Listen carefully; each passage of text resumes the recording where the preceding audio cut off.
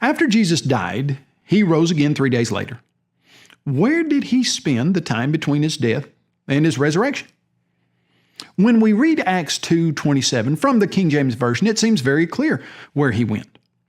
That verse includes a prophecy about Jesus' resurrection that says, "Because thou wilt not leave my soul in hell, neither wilt thou suffer thine Holy One to see corruption." Now, clearly, this verse says Jesus' soul was in hell. And when we couple this verse with 1 Peter 3:18 through 20, which says that Christ went and preached to the spirits in prison who formerly were disobedient, when once the long-suffering of God waited in the days of Noah, it seems to present a picture that Christ descended to hell and preached to the spirits of those who were lost during the flood.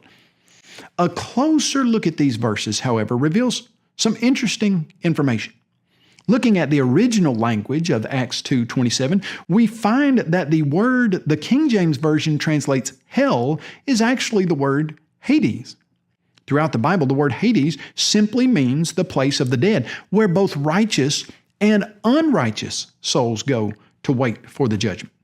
In Luke 16:19 through 31, Jesus tells a story in which two men die. They both go to Hades, the realm of the dead. The righteous Lazarus, however, goes to Abraham's bosom in Hades, and the wicked rich man goes to torment in Hades. It's important to understand that the final destination of the wicked, which in Greek is the word Gehenna, and is the lake of fire that burns forever, isn't mentioned in Acts 2:27. In fact, we know that Jesus didn't go there. And here's why. While he was on the cross, he talked with the thief that was crucified next to him. This thief exhibited a saving faith in the person of Christ, and Jesus said to him, "Assuredly I say to you, today you will be with me in paradise." Now, in light of Jesus' statement, we know that he and the thief were going to Hades, the realm of the dead, but they weren't going to the section of Hades, that is torment, where the wicked rich man went. They were going to paradise, which corresponds to Abraham's bosom in Luke 16. All souls go to Hades. Only the wicked end up in hell or Gehenna.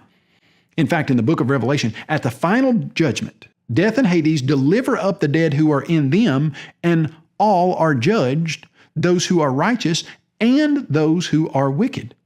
But what about Jesus preaching to the souls in prison? How did he do that if he never went to hell? When we look closer at the passage in 1 Peter 3, we discover more interesting information. The text says, "For Christ also suffered once for sins, the just for the unjust, that he might bring us to God, being put to death in the flesh, but made alive by the Spirit, by whom also he went and preached to the spirits in prison, who formerly were disobedient, when once the divine long-suffering waited in the days of Noah, while the ark was being prepared, in which a few, that is, 8 souls, were saved through water." Notice that the text says the spirits were in prison at the time Peter wrote. It does not say that Jesus went and preached to them in prison.